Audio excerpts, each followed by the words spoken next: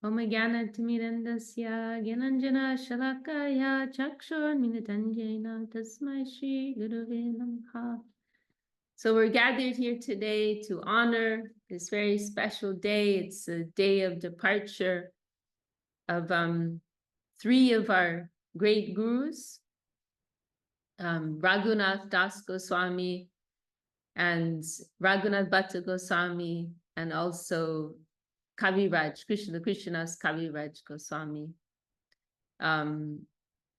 So Goswami, first of all, Goswami literally means master of the senses. Go, senses, Swami, master. And there's the usage, how it has evolved within our community is used to refer to a very great saint who also is a scholar, a great scholar. That is how the usage has played out. And in the six Goswamis are very famous. You know, they were six of these great saint scholars who were active in the time of Mahaprabhu, Sri Chaitanya Mahaprabhu. What's up? I don't know. Wait, I'm getting a call here. What happened? Someone just tried to call. We dropped out. Okay, we're back. Sorry, some WhatsApp call just interrupted things.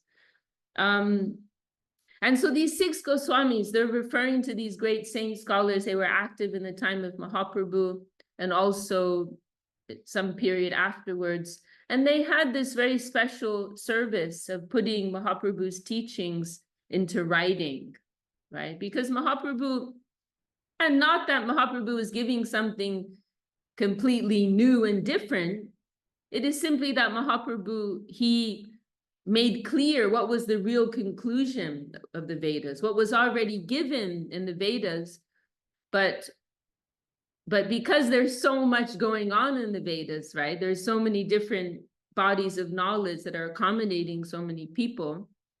Then what is the real conclusion was not so clear, right? So Mahaprabhu, he came and he highlighted that, right? That this movement of the Prema Dharma, the movement of divine, the religion of divine love, and the message of Srimad Bhagavatam,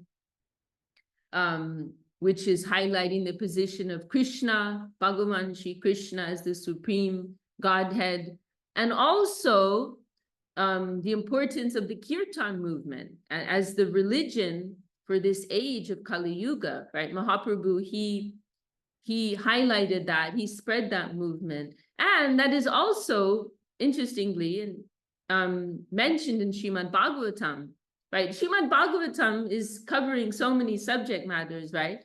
But the concluding verse of this 18,000 scripture, it's glorifying Srimad Bhagavatam. I was very happy. I was staying recently with some relatives of Suvasini Didi, and some of the neighbors, it was like 3 a.m. Some of the neighbors were playing some very loud kirtan.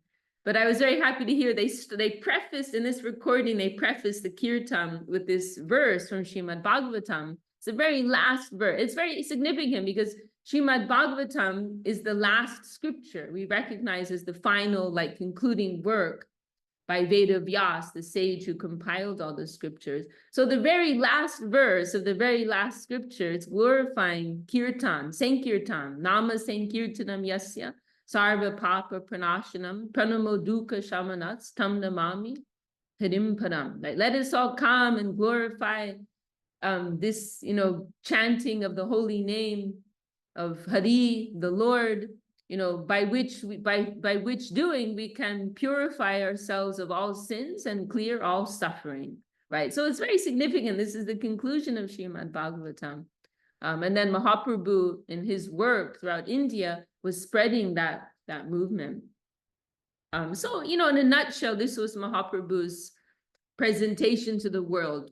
Prema, divine love, as the real goal, and Sankirtan as the main practice in this age, right? So this was Mahaprabhu's presentation, which is also indicated in the scriptures.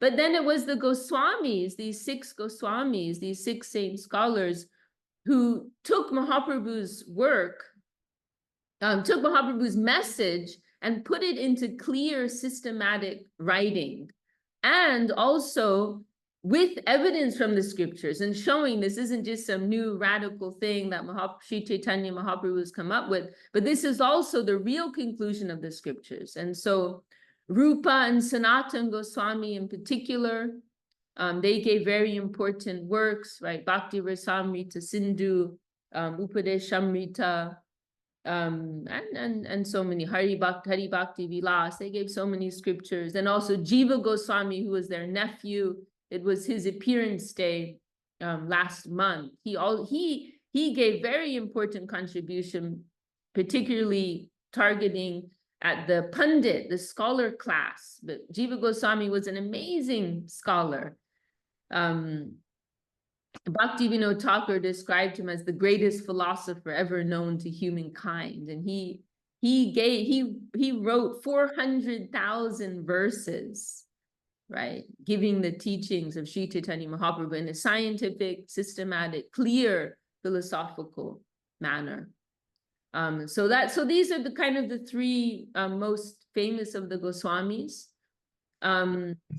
Then there's also Raghunath Das. Raghunath Das Goswami is also very prominent. He's also considered among these 6 Goswamis. He was a little younger, perhaps, than maybe not so, maybe a little younger than Rupa and Sanatan. And Raghunath, he has a special position. So today is Raghunath Das Goswami is his disappearance day today. Oh, I remember now. I'm sorry. I remember now what it was I was going to say before. That it is that so titi is a word that means like a lunar date, right? So this is generally how dates are calculated in the Vedic calendar according to different phases of the moon. Not everything. There are some special days which are calculated according to the sun, solar, but generally it's calculated according to the movement of the moon. And so a titi is like a lunar phase, right? And there's like 14 phases of the waning moon, 14 phases of the waxing moon. And then there are different permutations, right? You know, what phase of the waning moon, what phase of the waxing moon. And so this particular titi is called Gora Dwadashi. So Gora indicates, it's beautiful the way that the names that are used. The Gora is referring to the brightening moon, the waxing moon, because Gora is a name for Mahaprabhu, but it also means golden, right? And then Krishna is the other side, the waning moon, the darkening moon. So Krishna means Krishna, but Krishna also means black, right? So this Gora, and then Dwadashi is indicating the 12th day. So within those 14 phases, Dwadashi means the 12th day, right? Ekadashi, yesterday was Ekadashi, right? It means the 11th day, and then Dwadashi means the 12th day. And so so it is Dwadashi, the 12th day, within which phase of the moon? The brightening moon, Gora. So Gora Dwadashi, that is the titi, the lunar date. But what's the significant point here is that our Gurudev, Srila Govinda Maharaj, he also left on this day, right? He left on that particular titi, that particular phase of the moon, the 12th day of the waxing moon. And so it is very significant because it is indicating the position of Srila Govinda Maharaj, right? That these are 3 very important gurus, very great acharyas in our lineage, Raghunath Das Goswami, Raghunath Bhatta, and Krishnadas Kaviraj, and that our Gurudev, Srila Govinda Maharaj, left on that particular date. That is a very significant thing. It's indicating what is his position, we can say. So that was like an aside that I wanted to mention. Also, it is mentioned Dwadashi is particularly dear to Krishna, right? And it's kind of an interesting point because Ekadashi is something that's particularly emphasized. Ekadashi is a day when we are fasting, right? And we give special regard to Ekadashi. But Srila Sridhar Maharaj has said that it is mentioned in some places that Dwadashi is even more dear to Krishna. So why, so then someone may say, well, why don't we fast on that day? Why don't we do a whole thing on that day? Why? Because each of these days, they also have their own personality. And so Dwadashi, she has her particular mood of service, and she's not into fasting. Dwadashi has a different style, a different mood of service, right? Whereas Ekadashi, right, there's more of a strict mood, austere mood. That's her mood of service. But Dwadashi has a different mood of service. So that's why we don't do this special fasting and so on that day, right? Interesting point, right? It's an interesting point. We have a tendency to think of renunciation as something more impressive and important, right? But when it comes to the plane of devotion, that is not the case, right? Krishna is only looking at devotion, and devotion may be manifested in different ways. Devotion may be manifested with some mood of renunciation. Devotion may be manifested with more of what appears to be enjoyment and mixing with the material world, but it is not. It's all coming from the same platform of pure devotion and selflessness. And on that point, we can actually mention, we can bring that back into our discussion for today. Raghunath Das Goswami, right, who I was just mentioning, whose disappearance day is today, he is famous for his vairagya. Vairagya means renunciation, right, detachment. And so you could say, like, amongst all the followers of Sri Chaitanya Mahaprabhu, Raghunath Das Goswami is the one who is like, most renowned. If you had to say, like, who's famous for renunciation amongst Mahaprabhu's associates, they all were, but Raghunath Das Goswami was particularly so. So that was his particular mood, and he's also making a particular example and point, right? That example is helpful for us in demonstrating how we don't need anything of this world, right? And our whole interest is in the upper world. However, we can make a comparison with some other associates of Mahaprabhu. We can look at, for example, Ramananda Rai, right? Ramananda Rai, even more intimate associate of Mahaprabhu, you can say. Ramananda Rai is Vishakha Sakhi, one of the most intimate, associates in Madhura Rasa and Vrindavan. But Ramananda Rai, he had a very different mood of devotion, where he actually had a royal position. He worked for the Orissan government, and so he mixed with the world. And he lived in some opulence, and there are other examples also. Pundarik Vidyanidhi is another example like that. And so we see that there are different moods of devotion, and some are showing their mood in relation with the mundane world, using everything in the service of Krishna, and others are showing a different mood, renouncing from the world and showing an exclusive focus on the upper world. And so all of these examples are helpful for us, right? And so if we come back to Raghunath Das Goswami, who we're particularly remembering today, so he has this special contribution, we can say, to the lineage, the sampradaya of Sri Chaitanya Mahaprabhu. He is known as the Prayojan Acharya, right? This is another interesting point that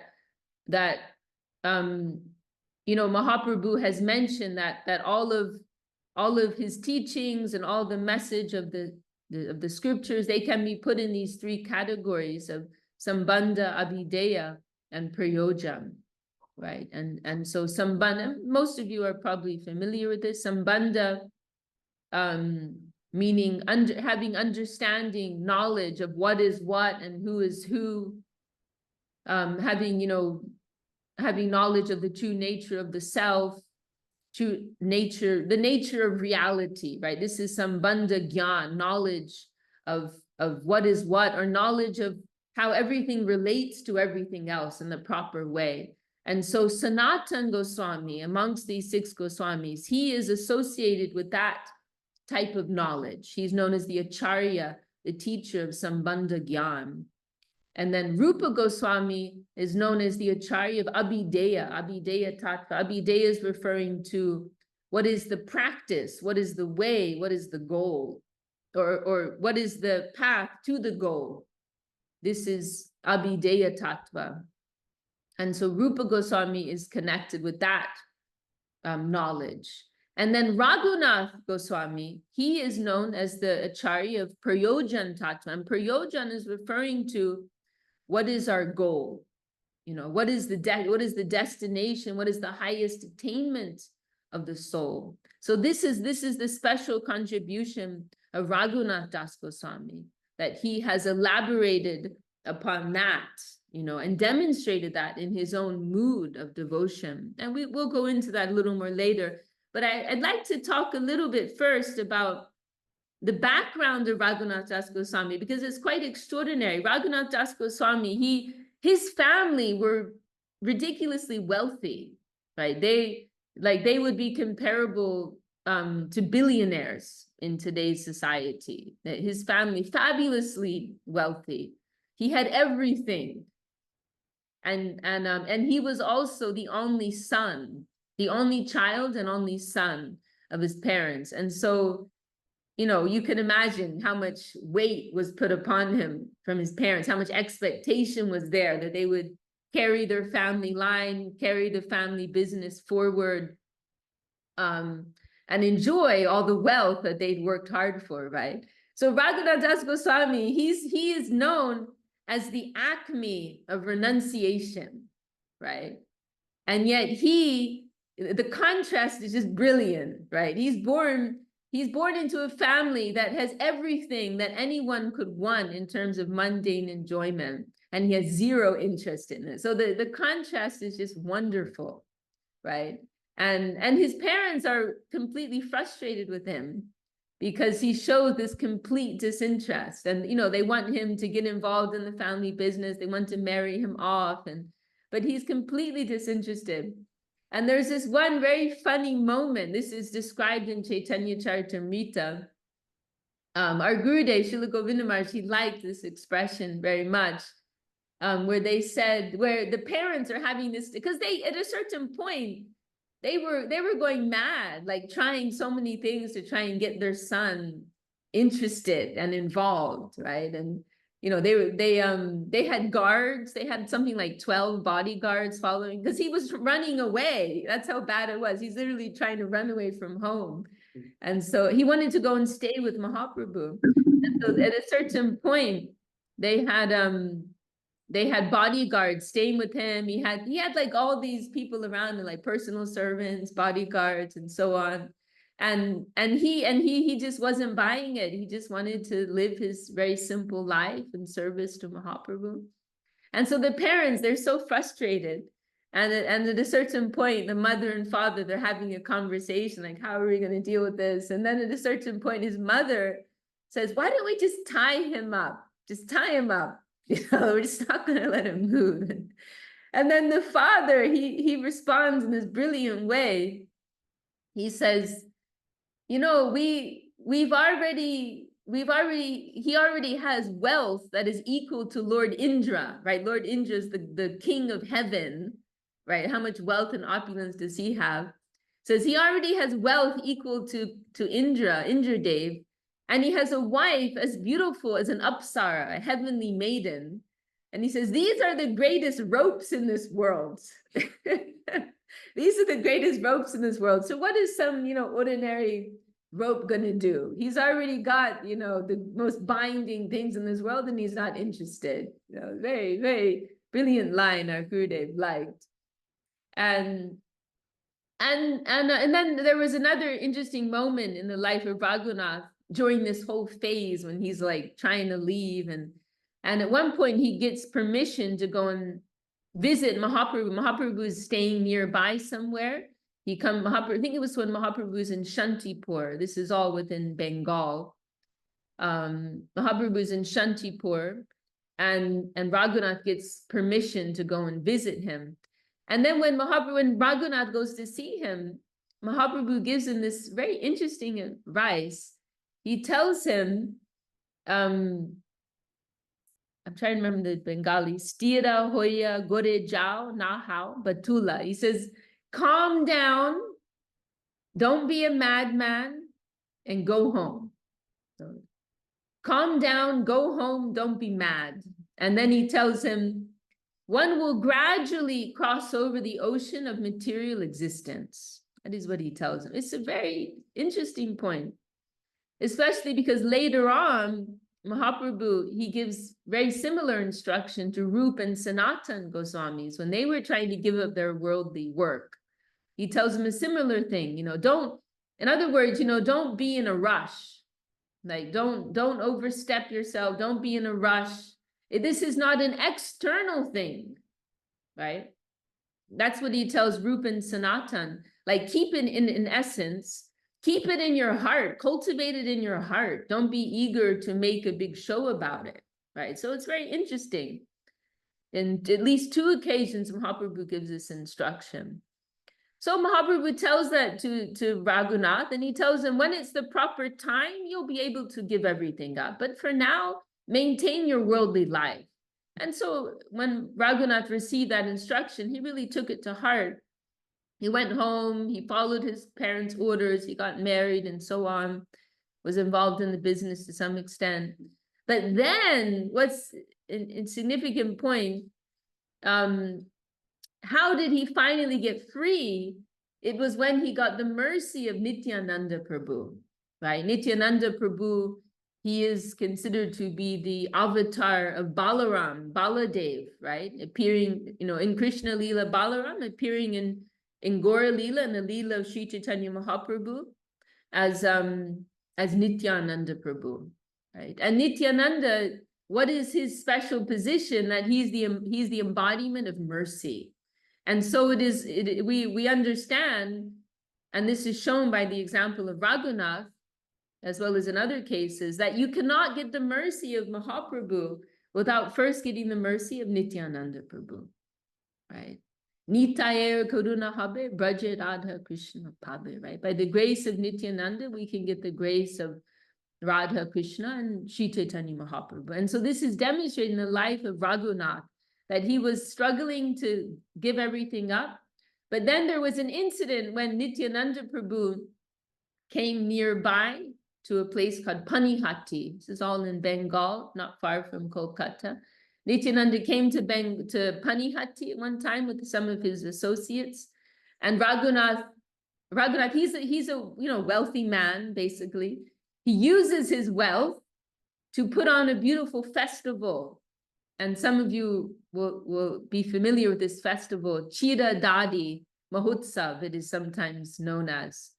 Chira is a special type of rice prepared in a particular way, known as poha in other parts of India.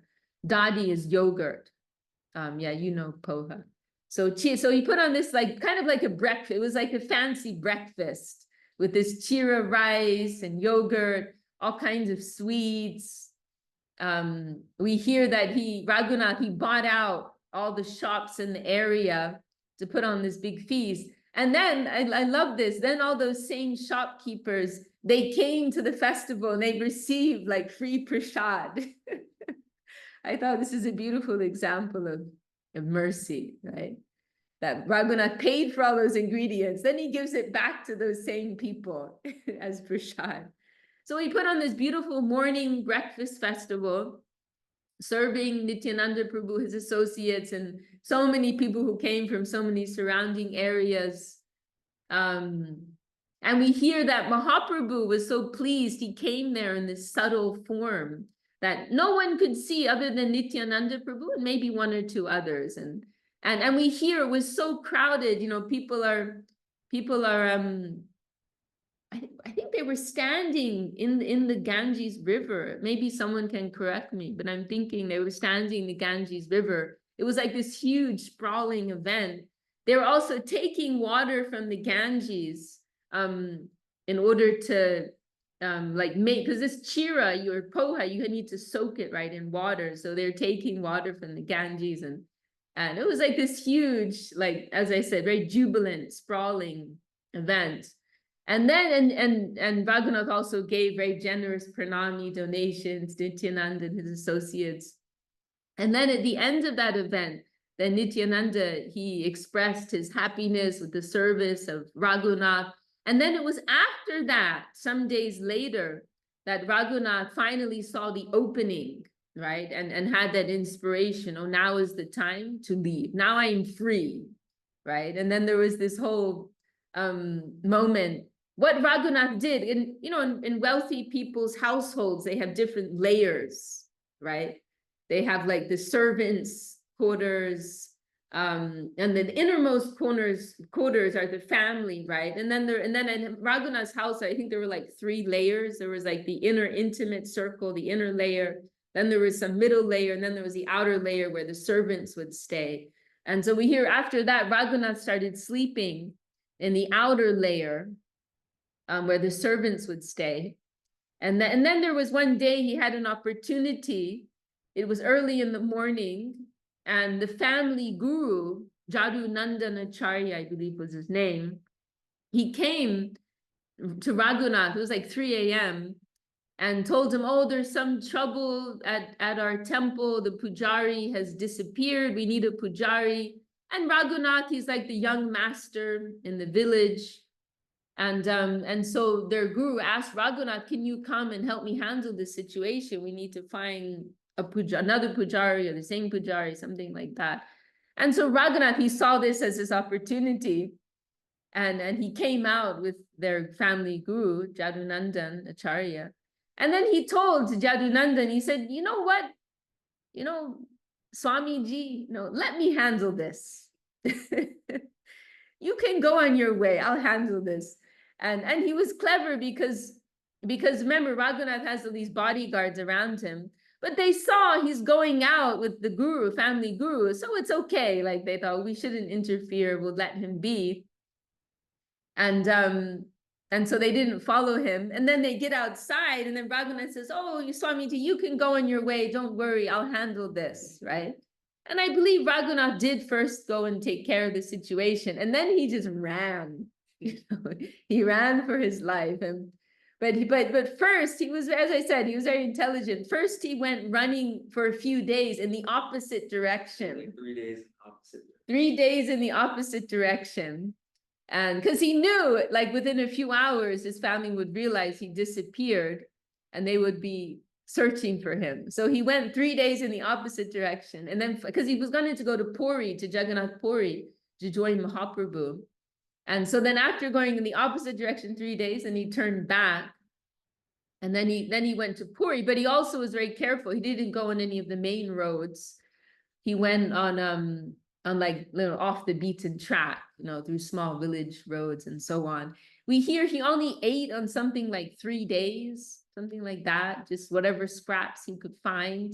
Took him about 12 days, I think, altogether, because of all the twists and turns. Then he shows up in Jagannath Puri, comes in front of Mahaprabhu looking like a complete mess, like emaciated and dirty and, ragged cloths and so on. And Mahaprabhu receives him with so much affection and, sends him, in the care of the devotees to bathe and get food and so on.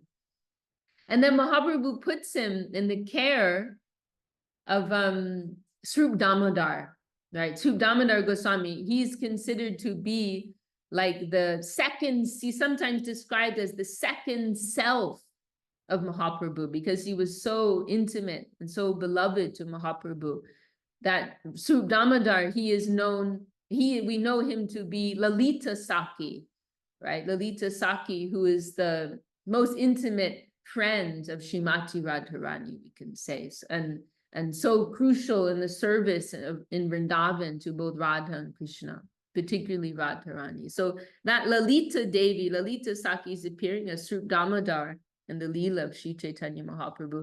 So Mahaprabhu put him in the care of Swarup Damodar and told him to take shelter of Swarup Damodar, to learn from Swarup Damodar and so on.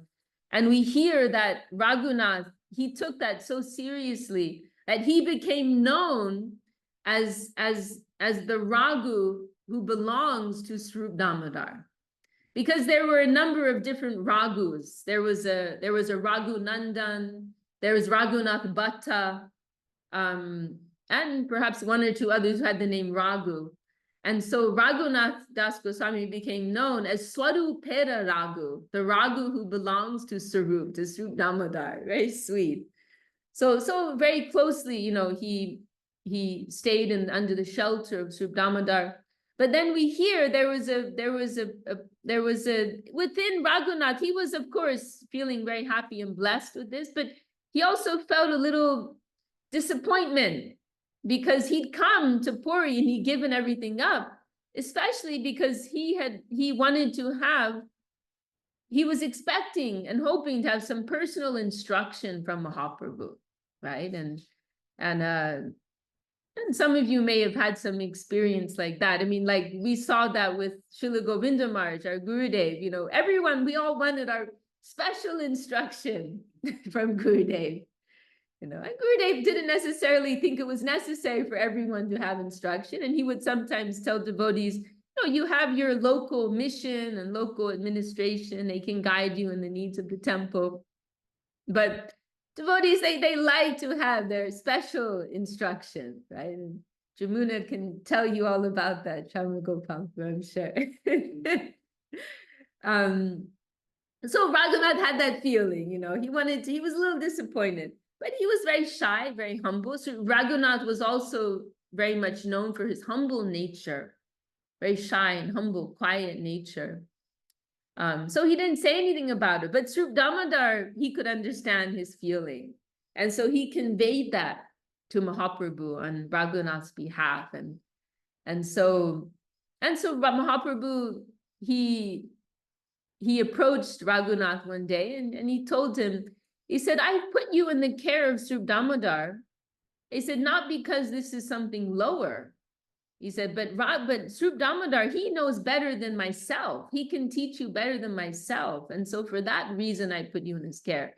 And he said, however, if you really want some instructions from me, then I will tell you something. And then in that time, Mahaprabhu gave some important instructions, we can say, that are helpful for all of us. And he told him, I don't know if I can remember the Bengali now, but he told him, he said, don't eat too nicely, don't dress too nicely. And then Gramya Kata na shunibe, Gramya Varta na kohibe. This is most important, not to hear Gramya Kata. Gramya Kata, literally it means village talks, it means gossip, means nonsense, useless discussion. Don't engage in it. Don't speak it. Don't hear it. And then also he said, what is the Bengali? I can't remember. But mentions to keep yourself humble. Keep humble in your mood. And I think to engage in chanting the Lord's name. And then he also mentioned one instruction, which is not exactly for us, but for higher level devotees, to Radha Krishna Seva Manasa Koribe, like to engage in remembrance and serve Radha and Krishna in your mind, like that. So he gave these instructions to Raghunath at that time. And then Raghunath, he stayed in Puri for, it was the last 16 years, I believe, of Mahaprabhu's pastimes in this world. And now this was very special because particularly in the last 12 years of Mahaprabhu's presence in this world, he entered into this more internal state, right? There were different phases of Mahaprabhu's Leela in this world, right? He had his first 24 years living with his family in Navadvip, had his family pastimes, had pastimes with his beloved intimate associates in Navadvip, began the Sankirtan movement, right? Inaugurated the Sankirtan movement within Navadvip. And this is a very sweet time in the Leela of Mahaprabhu. Then at the age of 24, he realized that he needed to take up the order of sannyas, that he had to take up the order of renunciation in order to fulfill his mission, right, of spreading Sankirtan, right, and giving the gift of prema bhakti, divine love. That he realized in order for people to actually listen to him and take him seriously, he needed to accept this order of renunciation. And so that was a very happy time, happy event for all of us, but it was also very sad for his close friends and family, right?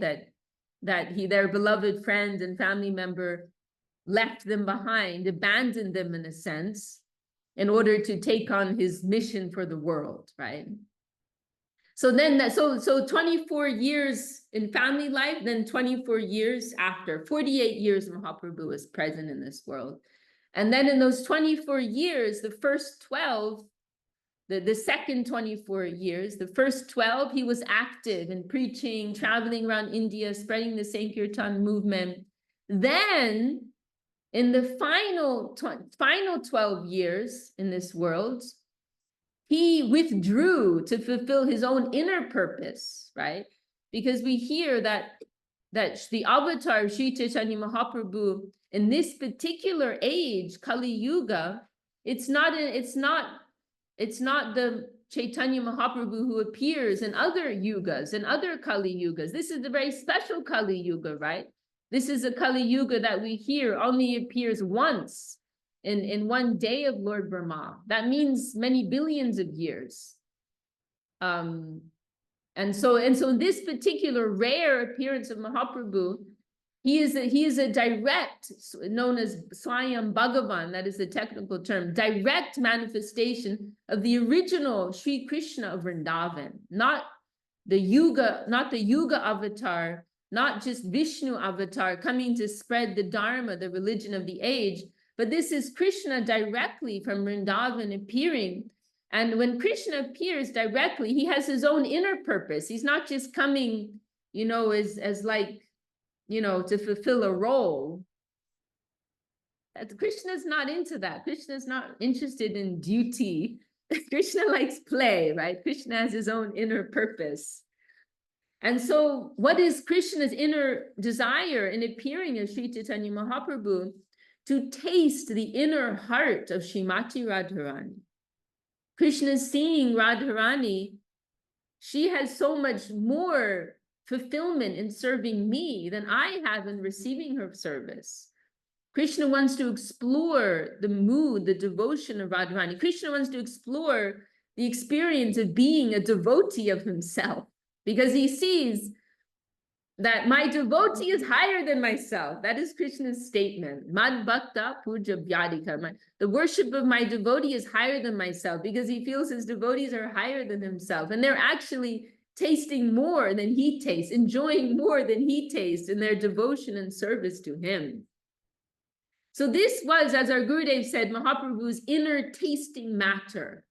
And so once Mahaprabhu had finished his public duty, right, of saving the souls of this world, then he wanted to enter within and go to what was his real inner desire, to explore that inner mood of Radharani, particularly when she was in a mood of separation from Krishna, right?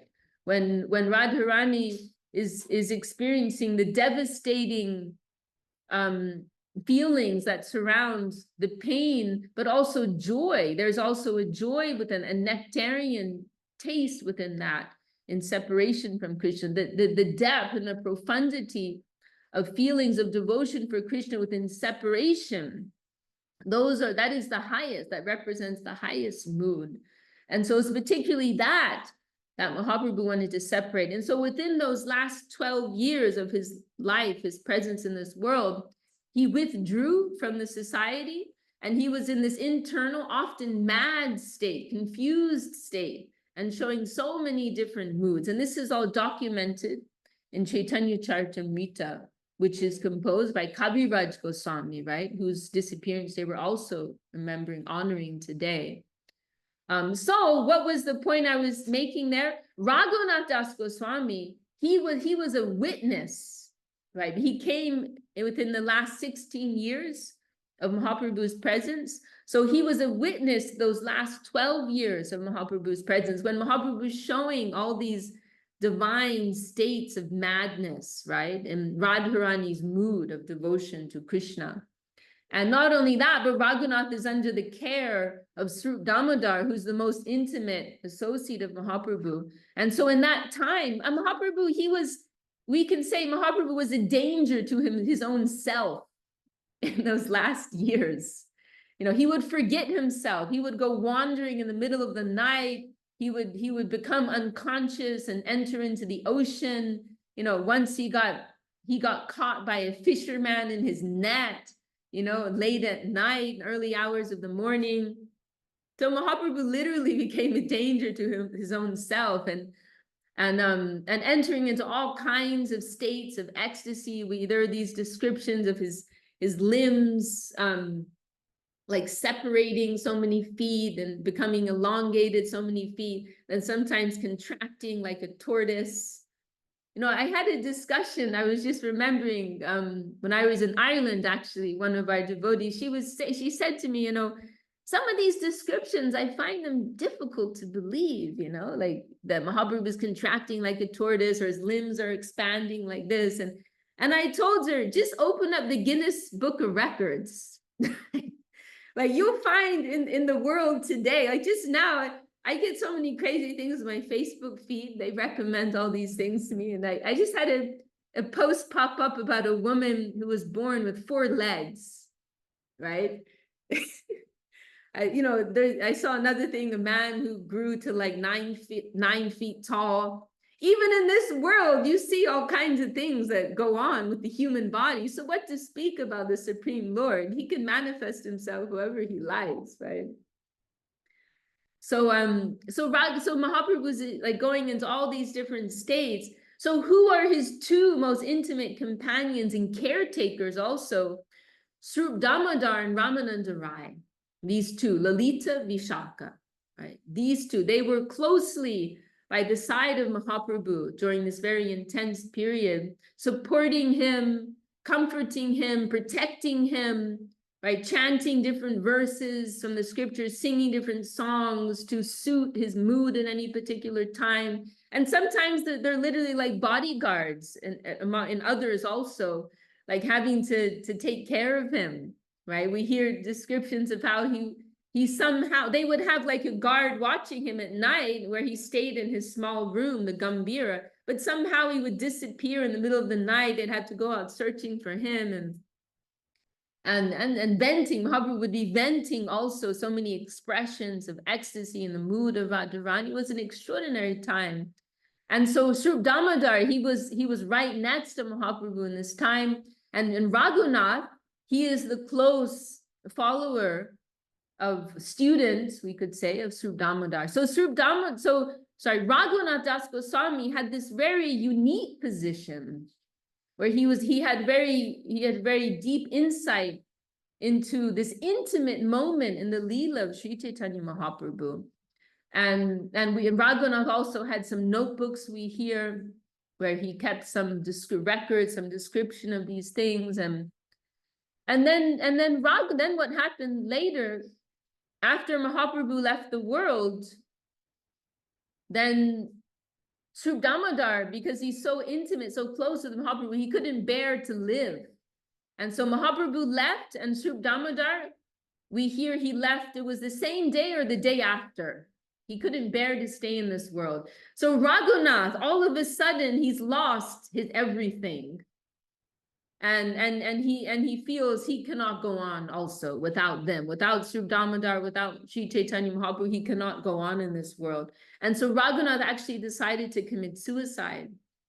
And he went to Vrindavan, he went to Govardhan. He decided he was going to jump from the Govardhan hill and end his life in this way. But then what happens when he reached Vrindavan, he met Rup and Sanatan, right? Rup and Sanatan Goswamis, who are the senior members amongst these 6 Goswamis, and who had received like direct empowerment from Sri Chaitanya Mahaprabhu to continue his mission in this world. And so Raghunath met Rup and Sanatan, and he felt suddenly, oh, you know, I thought that Mahaprabhu had left, but he has not left, actually. He's living within them. And so he got a new lease of life. He suddenly, a whole new world opened up for him. A new phase of his life opened up for him, that, oh, there's a way forward, right? Now I can see a way forward, staying under the shelter of these great Goswamis. And so then this second phase in the life of service of Srila Raghunath Das Goswami began. Particularly, he had affinity for Rupa Goswami, right? Rupa Goswami, who we consider to be the head of our lineage. We are known as the Rupanuga Sampradaya, right? Followers of Sri Rupa. And so Raghunath particularly took shelter of Rupa Goswami. And now we can go back to this point that was mentioned earlier, how Raghunath is known as the Prayojana Acharya, right? The Acharya, the teacher, who highlighted what is our highest goal, right? And so what is that? Ultimately, Radha Dasyam, right? The service of Srimati Radharani. In the beginning, we're hearing, oh, it's the Krishna consciousness movement, it's Krishna Bhakti, it's all about Krishna, Krishna, Krishna. But once you come in a little closer, you zoom in, then there's a shift that takes place. Oh, actually, it's not about Krishna, it's about Radharani, right? It is actually about Srimati Radharani. And so this is something that is, all these things may feel distant to us at present, but in the hearts of our gurus, this is everything. This is the real goal and the real end of our line, to this aspiration for the service of Srimati Radharani. This is the treasure that is cherished in the hearts of the acharyas of our lineage. And so Raghunath Das Goswami, he expressed this in the most extreme way. And he clearly demonstrated that this is the real end of our line. And so Srila Sridhar Maharaj made this interesting point that although Rupa Goswami is known as the head of our sampradaya, our lineage, Raghunath Das Goswami actually showed more clearly what is the end goal of this lineage. And so Raghunath has this very important, special position amongst our gurus. And to the point that, to the extent that our lineage, although we will usually say, oh, we are the Rupanuga Sampradaya, we're the followers of Rupa, more specifically, it is known and mentioned sometimes. The Saraswati Thakur is referred to it in that way. Our Gurudev, I've heard also, Srila Sridhar Maharaj. Our lineage is sometimes known as the line of Sri Rup and Raghunath, right? Rup and Raghunath. They're the heads of our lineage. And you'll see this pointed out in different places, and particularly Sri Chaitanya Charitamrita, right? The main scripture of the Gaudiya Vaishnavas. Like, what is the last verse of every single chapter is concluding with Sri Rup Raghunath Padejar Ash Chaitanya Charitamrita Kohe Krishna Das. Right? Every single chapter is concluding with this verse, aspiring for the feet, aspiring for the service of Rup and Raghunath, right? Aspiring for their mercy. I, Krishna Das, am writing this Chaitanya Charitamrita. So Raghunath has this very special position, and we can also say it's not that like in a scholarly fashion, he wrote about this, oh, we are followers of Srimati Radharani, but rather he lived that, and he actually expressed a very intense, desperate mood of devotion, expressing hankering for the mercy of Srimati Radharani in a very extreme way. We hear descriptions so Raghunath, he resided by Radha Kund, like Radha Kund in Vrindavan, which is described to be, it is considered to be the extended self of Srimati Radharani, right? Like Govardhan is considered a form of Krishna, Radha Kund is considered a form of Radharani. And so we hear in his last days, he we hear descriptions of him on his hands and knees. So he lived beside Radha Kund in Govardhan. Now today you can go and see the place where he resided. That is worshipped there today, to this day. But we hear descriptions of him like crawling on his hands and knees and crying and praying, chanting prayers to Radharani. Right? This was Raghunath. This was his very intense mood of devotion and hunger for the service of Radharani. And there's one verse in particular which is very famous, where Raghunath is, because Raghunath, he did write, he wrote, perhaps not as extensively as some of the other Goswamis, but he wrote some important works, which I think we don't really read because they're quite elevated. But he wrote, some beautiful works. And there's one verse in particular, which is very well known. Ashabare amrita sindhu mayai katanchid kalo mayati gamita kila sambritam hi tamchet pripam vidasa sinaiva kimme praner varjena cha varadu bakari napi. It's an absolutely extraordinary verse where he's desperately praying for the mercy of Radharani, saying that he describes this aspiration for her mercy as his life-sustaining force. Like, I'm living, asha means hope, aspiration. And he says, I'm living, and he describes this aspiration as an ocean of nectar, that this aspiration that he can one day receive her service, this is like an ocean of nectar that's been sustaining him. But then he goes on saying, but I've been waiting so long, and if I don't get your mercy, I don't know what I will do. And he says, then he makes this very kind of like shocking statement where he says that without your mercy, everything else is useless to me. Pran, my very life air, my very existence is useless if I don't get your mercy. Then he takes it a step further and he says, even Vrindavan is useless to me. What will I do with Vrindavan without you? Then he takes it to another level and he says, even Krishna is useless to me. What will I do with Krishna if I don't have your mercy, Radharani? And he says, but he says it in a very particular way. He doesn't even use Krishna's name, but he refers to Krishna, Bakari Napi, means he refers to Krishna as a demon killer, right? Bakasura was like a bird demon, right? Something like that. Bakari Napi means the killer of the Bakasura demon. Like, Krishna's just a demon. In other words, Krishna's just a demon killer without you. Who's Krishna without you?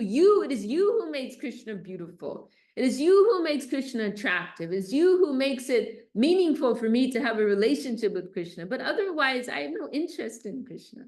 That you are everything to me.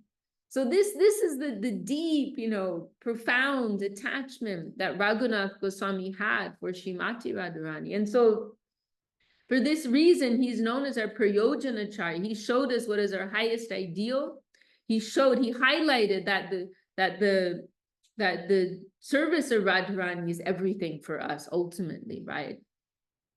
So this is something, in gist about who is Raghunath Das Goswami.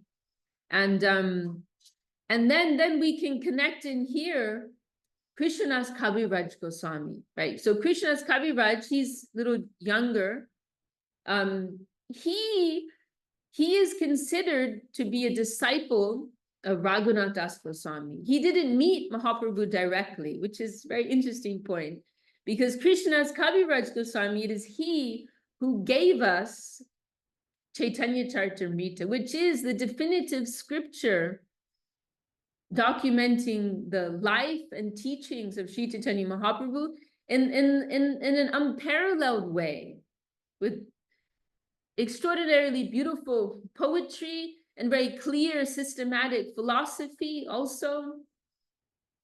This is Krishnadas Kaviraj Goswami. And I had a really interesting talk with our godbrother Lalita Madhava Prabhu yesterday. He's in Singapore now, but he's an academic. He's very brilliant actually in the Gaudiya Vaishnava theology. And he told me that recently one Gaudiya Vaishnava academic, he just passed away recently. Funnily enough, you know, he didn't consider himself a devotee, but he dedicated his life to studying and teaching Gaudiya Vaishnavism. And he wrote, Lalita Madhava told me, he wrote this very wonderful work about Chaitanya Charitamrita, the work of Kaviraj Goswami. Then it's called The Final Word, something like that. But he makes this very brilliant point that Krishnadas Kaviraj Goswami, he was emphasizing the contribution that Krishnadas Kaviraj made to Gaudiya Vaishnavism and to the movement of Sri Chaitanya Mahaprabhu.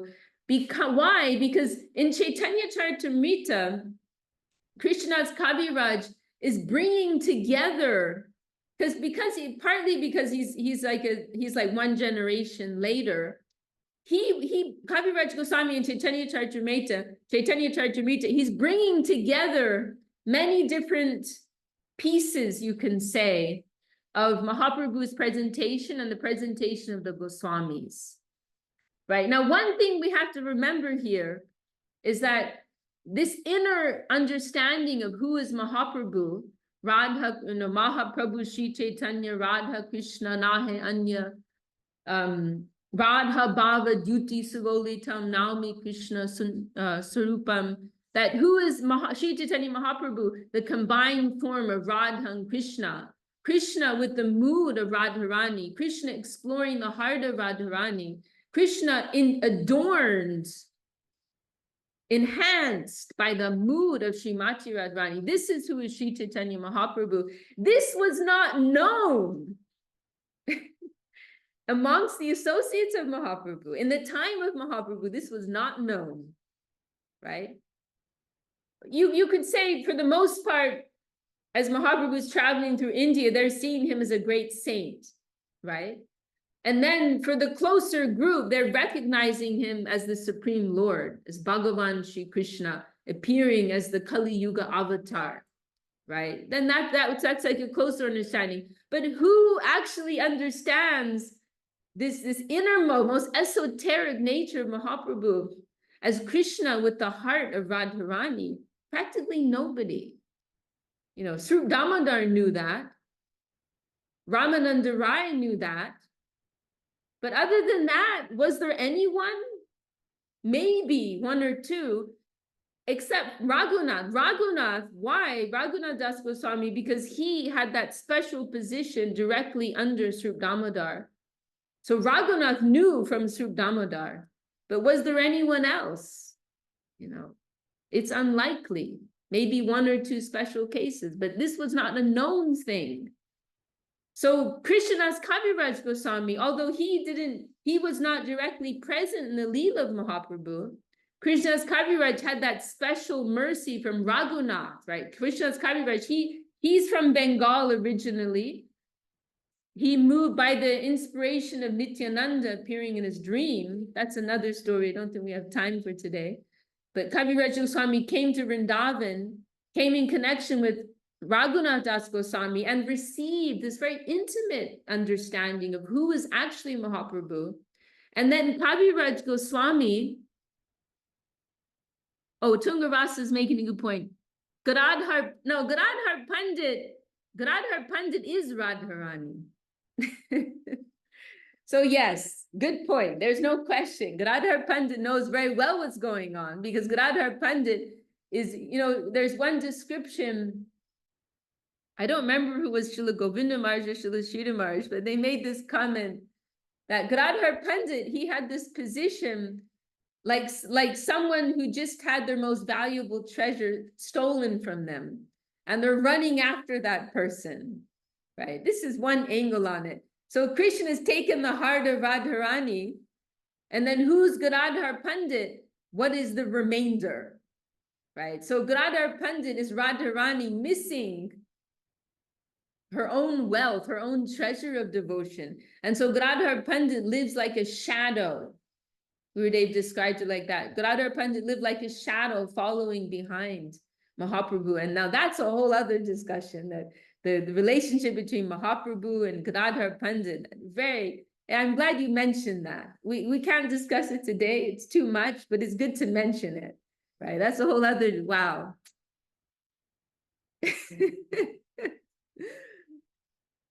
So anyhow, we better stay on track or we'll be here all day. So Krishna's Kaviraj Goswami had this very unique insight by the grace of Raghunath Das Goswami. And so Krishna's Kaviraj, he's revealing in Chaitanya Charitamrita what had not been revealed before, right? This has not been revealed before. And he's bringing together the conclusions in the writings of the Goswamis and the presentation of Mahaprabhu. He's bringing it all together. So Krishna's Kaviraj Goswami's work, Chaitanya Charitamrita, we could say it's the culmination of everything, right? What Mahaprabhu gave, what the Goswamis gave. And in there, Kaviraj Goswami is also citing from so many different places, also other important associates of Mahaprabhu. He's citing their poetry, right? And so this work of Krishna's Kaviraj, Srila Sridhar Maharaj described it as the greatest theological literature that has ever seen the light of day, right? Srila Bhaktisiddhanta Saraswati Thakur said, if everything was lost in this world, all scriptures were lost, but we had Chaitanya Charitamrita, we had everything. So this is the contribution of Krishna's Kaviraj Goswami. And on a personal level, you know, it is the most extraordinary, wonderful work, Chaitanya Charitamrita. There's a beautiful expression of Srila Swami Maharaj Prabhupada. He wrote in his notebook when Prabhupada was crossing the Atlantic Ocean, 1965, right? You know, he's going into this unknown, like 1 month, 2 months on that ship, right? Had multiple heart attacks along the way. And he's keeping this diary day by day. And there's one entry there where and what did he bring with him? He brought like a box of Bhagavatams that he translated, but for his own personal reading, 2 books. One was actually Prapana Jivanamrita, Srila Sridhar Maharaj's work, interestingly enough. And the second was Chaitanya Charitamrita. And there's a beautiful entry of Srila Prabhupada in his diary where he says, daily I relish the nectar of Chaitanya Charitamrita, the source of my all vitality. Daily I relish the nectar of Chaitanya Charitamrita, the source of my all vitality. This is his expression. So beautiful. It is the sweetness of Chaitanya Charitamrita, the perfection of the ontology, the philosophy. It is extraordinary. Everything is there. And another very beautiful element is that Kaviraj Goswami, he's making this extraordinary presentation, but side by side, not in a big way, but in a short way here and there, he's also sharing his own personal story, which is very poignant, right? Describing how he received the mercy of Nityananda Prabhu and the direction of Nityananda Prabhu to go to Vrindavan, like how he received the order of some of the prominent Vaishnavas, the request of some of the prominent Vaishnavas in Vrindavan to give this Chaitanya Charitamrita, which is very interesting because he wasn't even an direct associate of Mahaprabhu. But they could recognize, oh, he has some special capacity and mercy. And already there were other scriptures, other documents of Mahaprabhu's pastimes. Vrindavan Thakur gave his book, Chaitanya Bhagavat, which is a scripture of pure devotion. Wonderful scripture. However, they could recognize that Krishna's Kaviraj has something more. He can give us something. He had this special mercy from Raghunath. He can give us some deeper insight. So Kaviraj Goswami is like describing his own journey along the way. Then he's also sharing this it is actually somewhat heartbreaking. Kaviraj Goswami is writing at the end of his life. He's like in his 80s, something like that. And he's describing, I'm losing my eyesight. I'm losing the strength in my hands. I'm weak. I have so many ailments in my body. I feel I could leave my body at any day, any moment. And yet I'm desperately trying to finish this work because I have something here that I have to give, right? So it's heartrending to read these descriptions. And he's really like seriously concerned he might leave his body, to the point where there are different parts in Chaitanya Charitamrita where he's giving summaries of later parts. He said, just in case I don't make it, right? Just in case I don't make it. You know, I'm giving some synopsis here. And he was able to finish that work, and so the Chaitanya Charitamrita was revealed in its full glory. But all along the way, he has that anxiety. He's also very careful in giving honor to all the predecessor documenters, right? Particularly Vrindavanas Thakur, showing this deep Vaishnava mood of humility, honoring all the other Vaishnavas who have given something and presenting Mahaprabhu's teachings, right? So it is a wonderful text, right? Perfectly giving what is Mahaprabhu's nature, his pastimes in this world, his message to this world, describing the associates of Mahaprabhu, and also giving his own story and his own feeling about all of this. It is a really extraordinary text. It is our main scripture, you can say, right? And in our mats, we're reading that every day. So Krishna's Kaviraj Goswami, today is his day of disappearance. There's one beautiful recording of Srila Sridhar Maharaj I highly recommend everyone to read. It's on the mat, it's on our scsmat.com, or mat website. There's a recording of Srila Sridhar Maharaj speaking on this day. But interestingly, he's particularly speaking about Kaviraj Goswami, and there's this one expression of Srila Sridhar Maharaj, I should have brought it up, but I didn't get to it, where he's like, Srila Sridhar Maharaj says in this very like heartfelt manner, he says something about Raghunath Goswami and Raghunath Bhatta, and then he says, and Krishna's Kaviraj Goswami, he says something like, who is the giver of our greatest wealth, our greatest treasure. Srila Sridhar Maharaj says, what shall we say about him? You know, what can we say about him who has given us our greatest treasure, right? So in this very beautiful, deep, touching way, Srila Sridhar Maharaj is sharing that. So I highly recommend that. It should be linked on the front page there on the website. Maybe I'll share it in our WhatsApp group. I'll find the exact link. So we are very happy to remember something of his glories today. And then lastly, I'll just conclude, we can say something about Raghunath Bhatta Goswami. He was also another one of the younger ones, so Raghunath Bhatta is considered a part of the group of the 6 Goswamis. Kaviraj Goswami, he was like a generation later. So although he has the title of Goswami, he's not included amongst these 6 Goswamis who all stayed together at the same time in Vrindavan. So Raghunath Bhatta, he is included amongst these 6 Goswamis, one of the younger ones. We don't hear so much about him. He actually came from South India. I'm in South India now.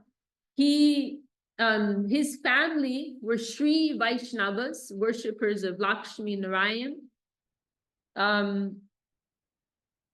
wait. No, hang on. That's Gopal Bhatta. I'm sorry, I'm mixing it up. Thank you, Suvasini. That's Gopal. It gets a little, yeah, that's Gopal Bhatta. Sorry, I'm mixing it up. No, Raghunath Das Goswami's family, they came from Bengal. Yeah, excuse me. Raghunath Bhatta, yeah, it's confusing because there's 2 Raghunaths and there's 2 Bhattas. So Raghunath Bhatta Goswami, his family originally came from Bengal. And that's the whole story too, because we hear that on one occasion when Mahaprabhu was still in his earlier Leela in household life, he was a great Sanskrit scholar at one time. Mahaprabhu used to travel to different areas, giving teachings in Sanskrit grammar. And so at one time, Mahaprabhu was in East Bengal, what's now Bangladesh, now it's separate country, but was East Bengal at the time. Mahaprabhu was there, and there was this family, Tapan Mishra. Suvasini, please correct me if I'm wrong. Yeah, that's right. That's Tapan right. Yeah. Mishra, right? That's the father of Raghunath Bhatta. We hear this Tapan Mishra, he was a Vaishnav, and he was puzzled about what was the real conclusion of the scriptures. And we hear he was reading different scriptures, trying to understand what's the real way forward in this age. And then he met with Mahaprabhu, and Mahaprabhu revealed to him, right? Prema Bhakti, Harinam, Sankirtan, this is the real emphasis in this age. And Mahaprabhu also revealed his divinity to him, but he told him to keep it secret. And Mahaprabhu also gave this very curious instruction. He told him to go with his family to live in Varanasi, which is very strange because Varanasi, it's famous for impersonalism, the Mayavad philosophy, which has an impersonal conception, doesn't acknowledge the personal nature of the Lord. And so it was quite a curious, strange instruction. Mahaprabhu told Tapan Mishra to move there with his family, but Tapan Mishra surrendered to that. But then so many years later, after Mahaprabhu had taken sannyas, he passed through Varanasi and stayed there for some time. And so he gave his association to Tapan Mishra and a few other Vaishnavas there at that time. And then so Raghunath Bhatta, he was like a young boy at that time. And he had this special, as he was in this position of a young boy, he had very special service for Mahaprabhu. He used to wash his dishes, massage his feet, and so on. And then we also hear some of the qualities of Raghunath. One thing which we hear very prominently is that Raghunath Bhatta never liked to criticize anyone. He would never criticize anyone. And if anyone would say anything negative to him about a Vaishnava, he would say, oh, they are serving Krishna in their way. He didn't like to hear or speak any criticism. And we also hear that he would recite amongst the Goswamis. He had this special service of reciting verses, and we hear he would recite the verses of Srimad Bhagavatam in this extraordinarily sweet way, and all the Goswamis were very happy to hear from him. And one interesting instruction we hear that Mahaprabhu gave to Raghunath Bhatta, because at a certain point, Raghunath Bhatta, he wanted to stay with we hear he visited Mahaprabhu in Jagannath Puri, maybe twice. And Mahaprabhu gave this instruction to him, interesting, significant instruction. He told him, don't get married, but stay with your family. Your parents are Vaishnavas. So he said, serve your parents until they leave, and then you can enter exclusively into your life of bhajan, your life of service and devotion, right? So interesting, because Raghunath wanted to serve exclusively, but Mahaprabhu told him, your parents are Vaishnavas, you should serve them, take care of them. And then when they left, then he became fully absorbed in his life of devotion, and he ultimately was a part of this group of 6 prominent Goswamis in Vrindavan. So this is something about the life of Raghunath Bhatta Goswami. So this is very, very special day. I'm very happy we have this opportunity to gather together virtually by the grace of modern technology. I'm going to look in the chat because we have had a few. Let's see, Tungarasa here. Yes. Okay, and so happy to see you all join. Dana's joined us. You can see Axel also came in. Somya Sham, Vijayananda. We have a Mahalakshmi with us, and a Pawan. So happy to see you all. You can see the new video of the songs. Yes, and there's a new video out. It's on the YouTube channel. Some of you may have seen it.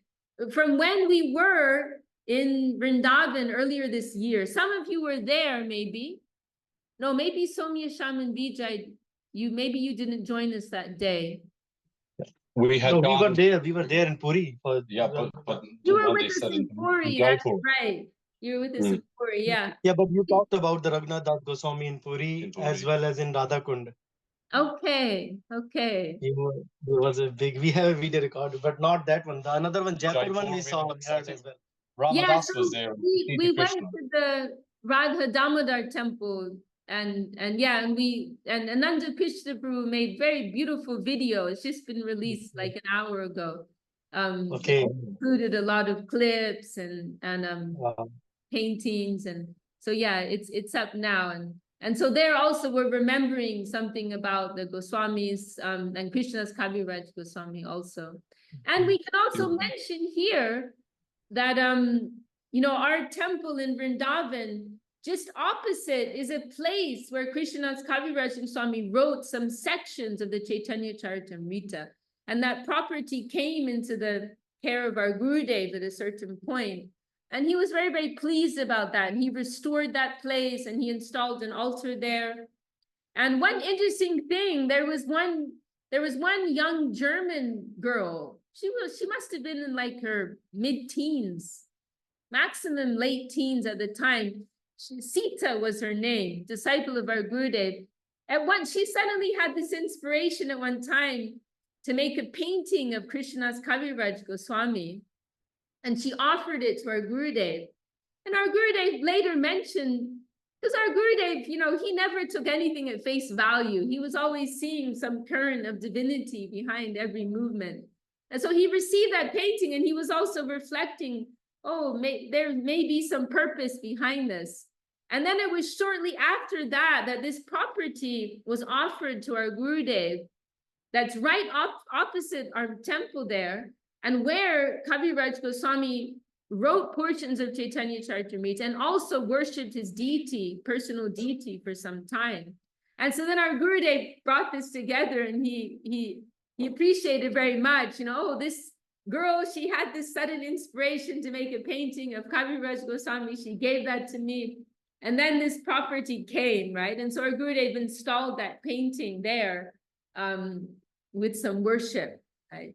So we feel very happy. Vrindavan Chandra, I think, maybe someone can correct me if I'm wrong. I believe those are the deities, personal deities of Kaviraj Goswami. I mean, they're still worshipped today at the Radha Damodar temple.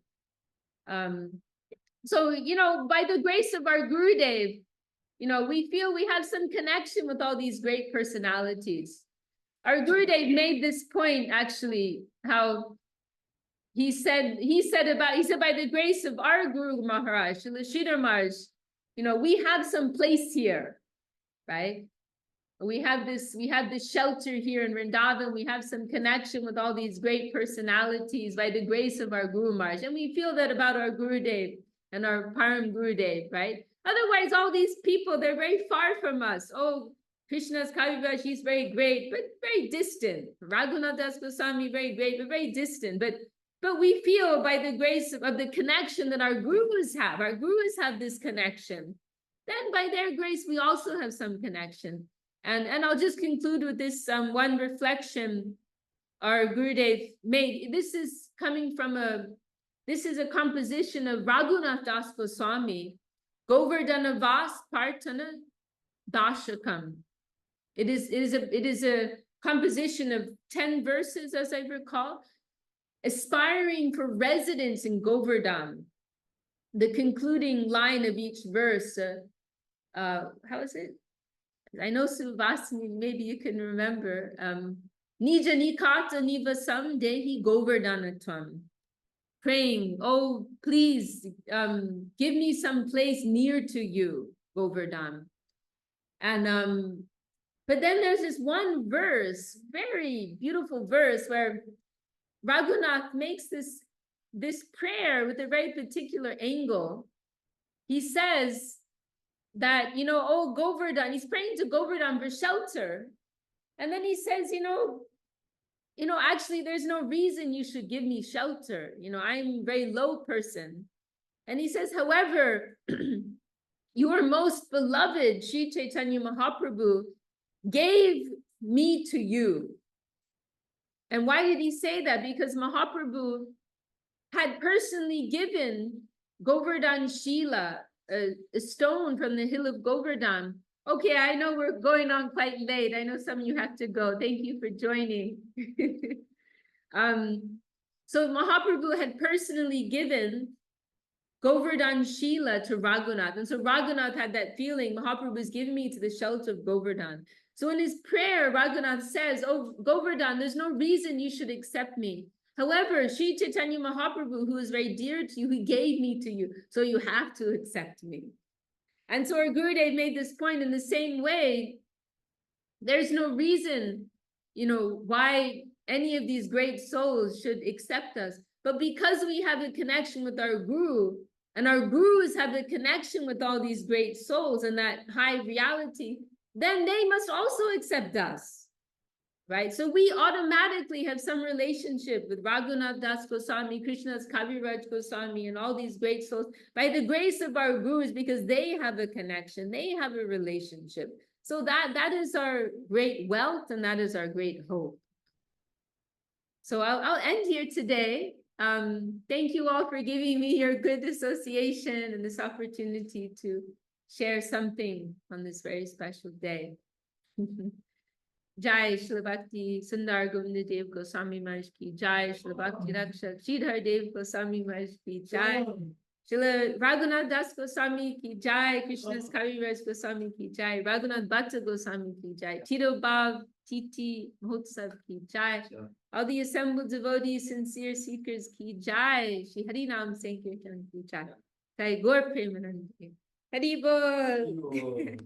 See you all next time.